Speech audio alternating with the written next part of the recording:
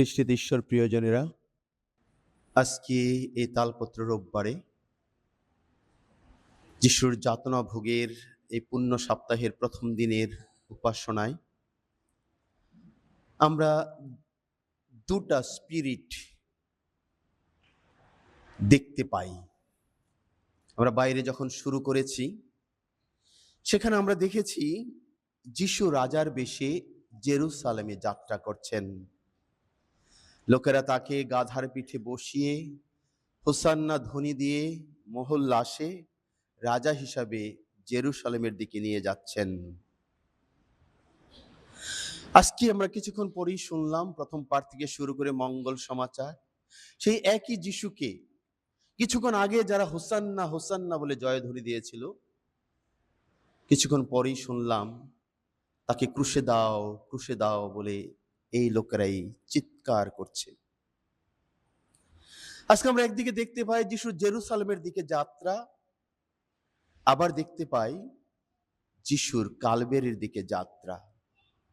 একদিকে আমরা দেখতে পাই যিশুর জীবনের গৌরব মহিমা, অন্যদিকে তার যন্ত্রণা মৃত্যু। একদিকে দেখি তার গৌরবের পথ, সেই জেরুসালেমের পথ, অন্যদিকে দেখি তার ক্রুশের পথ, সেই কালবেরির পথ। একদিকে দেখি যিশু একজন ভিআইপি, ভেরি ইম্পর্টেন্ট পার্সন।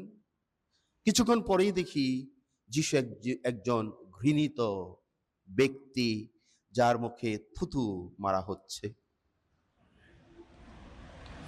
প্রিয়জনেরা, আমরা একটা চেঞ্জ দেখি, ফ্রম সেলিব্রেশন জুবিলেশন থেকে কন্ডেমনেশন। যিশুর জীবন যেন life full of ups and down, এবং এটা আমাদের জীবনেরও ঘটনা। আমাদের জীবন আছে প্রশংসা, স্তুতিবাদ, মহিমা, অন্যদিকে আছে দুঃখ, কষ্ট, সাফারিং। যদি আমরা যিশুর ক্রুশের বোঝা বহন করি, যিশুর সাথে যদি কালবেরির পথে যাত্রী হই। দ্বিতীয় যে বিষয়টি, সেটা হলো যিশু রাজার বেশে যখন জেরুসালেমের মন্দিরে যাচ্ছেন, তখন তিনি একটি গাধার পিঠে চড়ে সেখানে যাচ্ছেন। আর লোকেরা লাল কার্পেট নয়, ঘোড়া নয়, হাতি নয়, তাকে বসিয়েছে একটি গাধার পিঠে। সেই ভূমির মধ্যে লাল কার্পেট নয়, গায়ের চাদর, গাছের ডালপালা তারা বিছিয়ে দিয়েছে। দেখি যে শান্তির রাজ যিশুর বাহন হলো একটি গাধা। কিছুক্ষণ পরেই দেখি যে যিশু যেন নিজেই একটি গাধা, সমস্ত মানুষের পাপের বোঝা বহন করে একটা ভীষণ ভারী ক্রুশ নিয়ে গাধার মতো তিনি এগিয়ে চলেছেন কালবেরির পথে। সমস্ত মানুষের পাপের বোঝা তার কাঁধে। খ্রিস্টীয় প্রিয়জনেরা, বলা হয় এটা হলো পুণ্য সপ্তাহ, ইংরেজি হলো holy week. How can I make this week holy? আমি কি করে এই পুণ্য সপ্তাহটিকে পূর্ণ করতে পারি? আমার কি করার আছে? তালপত্র রোববারের ইংরেজি হলো পাম সানডে, এবং পাম মানে হলো তাল, খেজুর গাছ জাতীয় গাছ, এবং পাম লিখতে PALM, চারটা শব্দ আছে, চারটা হরফ আছে।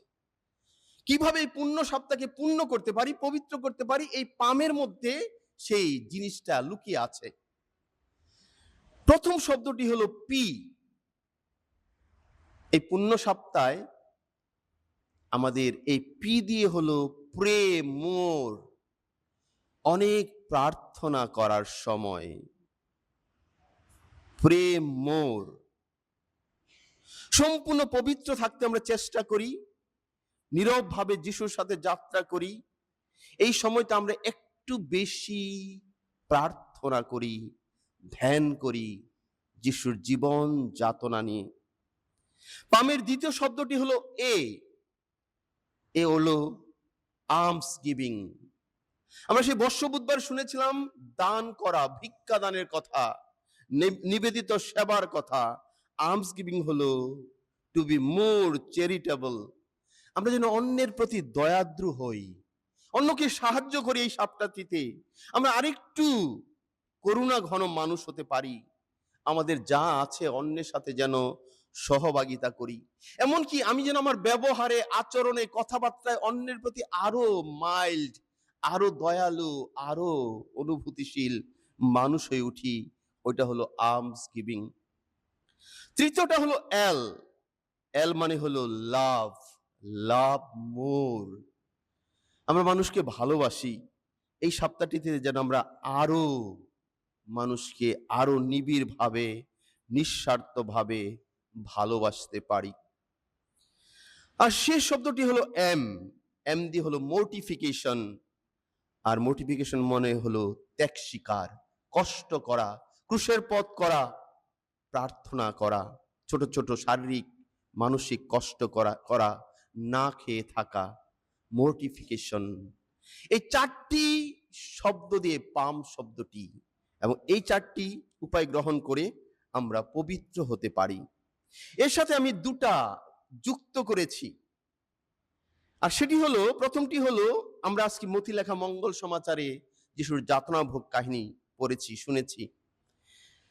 চারটা মঙ্গল সমাচারে যিশুর যাতনা ভোগ কাহিনী আছে। আমরা যদি সময় করে যিশুর এই যাতনা ভোগ কাহিনীগুলো পড়তে পারি, প্রত্যেকটা মঙ্গল সমাচার থেকে একদিন একটা করে যিশুর যাতনা ভোগ কাহিনী পড়ি, 15 মিনিট 20 মিনিট সময় লাগবে, তখন আমরা যিশুর এই যাতনার সাথে একীভূত হব। এটা 5 নাম্বার।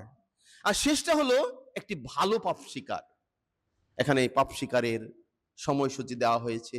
আপনারা অন্য জায়গায় গিয়েও পাপ স্বীকার করতে পারেন, কিন্তু একটা ভালো পাপ স্বীকার আপনার জীবনকে পাল্টে দিতে পারে। একটা ভালো পাপ স্বীকার আপনার জীবনের জন্য পুনরুত্থান, রেজারেকশন এক্সপিরিয়েন্স এনে দিতে পারে, জীবনের টার্নিং পয়েন্ট হতে পারে। শেষে একটা গাধাকে নিয়ে কথা বলা। যিশু একটি গাধার পিঠে চড়ে, ঘোড়া নয়, হাতি নয়, একটি গাধাকে বেছে নিয়েছেন, আর গাধার পিঠে চড়ে তিনি জেরুসালেমে গিয়েছেন। যিশু বলে দিয়েছেন, লোকেরা যদি তোমাদের জিজ্ঞেস করে কেন গাধার বাঁধন খুলে দিচ্ছ, বলো গাধাটিকে প্রভুর প্রয়োজন আছে। গাধাটিকে প্রভুর প্রয়োজন আছে। যে গাধাটাকে যিশু ব্যবহার করেছিল, যার পিঠে তিনি চড়েছিলেন, সেই গাধাটা ছিল, লেখা আছে, যার পিঠে কেউ কোনোদিন চড়েনি, আনইউজড। আর ডাঙ্কি আনইউজড, কেউ কোনোদিন এই গাধার পিঠে চড়েনি। খেয়াল করুন, যিশু সেই গাধা চায় যে গাধার পিঠে কেউ চড়েনি, আনইউজড গাধা। আমরা দেখেছি যিশু এমন একটি মায়ের গর্ভে জন্মগ্রহণ করেছিলেন যে মা কোনোদিন সন্তান জন্ম দেয়নি, ভার্জিন মাদার, কুমারী মা। যে গর্ভটা তিনি বেছে নিয়েছিলেন সেটাও আনইউজড, এর আগে কোনো সন্তানের জন্ম হয়নি, সেই গর্ভে যিশু এসেছিলেন। যে কবরে যিশুকে কবর দেওয়া হয়েছে, সেই কবরটা নতুন কবর, ওই কবরে কাউকে কবর দেওয়া হয়নি এর আগে। অর্থ কি? যিশু আমাদের সেই হৃদয় চায়, যে হৃদয় ভার্জিন, কুমারী, যে হৃদয়ের মধ্যে কোনো অনাচার নেই, দুর্নীতি নেই, ভেজাল নেই, নিষ্পাপ নিষ্কুলুষ গাধা আমাদের হতে হবে। আমরা জগতের জন্য যদি ব্যবহৃত হই, মানুষের জন্য ব্যবহৃত হয়, যিশুর গাধা আমি আপনি হতে পারবো না। যিশু গাধা, যার কেউ পিঠে চড়েনি, সেই মা যায় যে কেউ কোনোদিন সন্তান, যে কোনোদিন সন্তান জন্ম দেয়নি, সেই কবরে যিশু শায়িত হয়েছেন, যেই কবর ছিল নতুন কবর। দ্বিতীয় বলেছে গাধাটাকে বাঁধন খুলে নিয়ে এসো। The donkey needs to be untied. আমাদেরও, আমরা যদি যিশুর গাধা হতে চাই, যিশুর বাহন হতে চাই, আমাদেরকে বাঁধন মুক্ত হতে হবে, আনটাইট হতে হবে। আমাদের জগতে যত বন্ধন আছে, যত অ্যাটাচমেন্ট আছে, যত আসক্তি আছে, যত দাসত্ব আছে জগতের প্রতি, মানুষের প্রতি, ধন সম্পদের প্রতি, টাকা পয়সার প্রতি, কোন বিষয়ের প্রতি, আশয়ের প্রতি, আমাদেরকে আনটাইট ডাঙ্কি হতে হবে। বন্ধন মুক্ত হলে যিশু আমার উপর সওয়ার হবেন, আমার কাঁধে যিশু চড়বেন। তৃতীয় যে পয়েন্টটি, এই গাধা সবসময় বাধ্য এবং যিশু ওর পিঠে চড়ে বসেছেন এবং যিশু এই গাধাটাকে ডিরেক্ট করেছেন। যেদিকে গাধাটাকে যিশু নিয়ে গেছেন, গাধাটা সেই দিকে গিয়েছেন। তাই যিশুকে বহন করতে হলে আমাদের যিশুর বাণী শুনতে হবে, আমাদের নিজেদের হৃদয়কে নম্র করতে হবে, যিশুর নির্দেশ অনুসারে আমাদের জীবনের পথ চলতে হবে।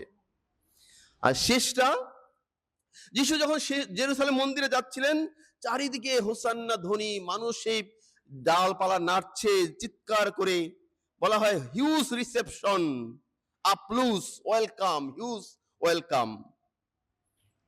কিন্তু গাধাটা যদি মনে করে যে সবাই জয়ধ্বনি দিচ্ছে আমাকে, গাধাটা ভুল করবে। জয়ধ্বনিটা কার? যিশুর জন্য। এই গাধাটা নাকি পরের দিন আবার গিয়েছিল জেরুসালেমে, আর তিনি মনে করেছিল আজকে বুঝি সবাই তাকে জয়ধ্বনি দিবে, হোসান্না বলবে। কিন্তু গাধা পুরা রাস্তা জেরুসালেম পর্যন্ত গিয়েছে, একটা মানুষও গাধাকে দেখে জয়ধ্বনি দেয়নি, হোসান্না বলেনি। এই জয়ধ্বনি আমার নয়, আপনার নয়, এই জয়ধ্বনি যিশুর। আমার পিঠে যিশু যখন বসে, তখন যিশুকে মানুষ জয়ধ্বনি দিবে। আপনার জীবন, আমার জীবনে কোনো অহংকার, কোনো দাম্ভিকতা, কোনো কিছু নেই, অর্জন নেই, যার জন্য মানুষ আপনাকে জয়ধ্বনি দিবে।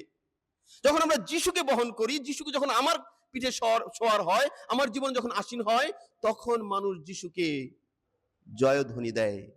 আমি যেন বোকা গাধা না হই, আমার জন্য আমার নিজের প্রশংসা, ধন্যবাদ, স্তুতির কিছুই নেই। কিন্তু যিশু যখন আমার জীবন আসে, তখন সেই সমস্ত গৌরব, মহিমা হোক তোমারই। আসুন, ওই যে যিশুর কথা, গাধাটিকে প্রভুর প্রয়োজন আছে। আমরা সবাই যিশুর গাধা হই, যেন যিশুকে বইতে পারি, অনেক মানুষের জীবনে যিশুকে নিয়ে যেতে পারি।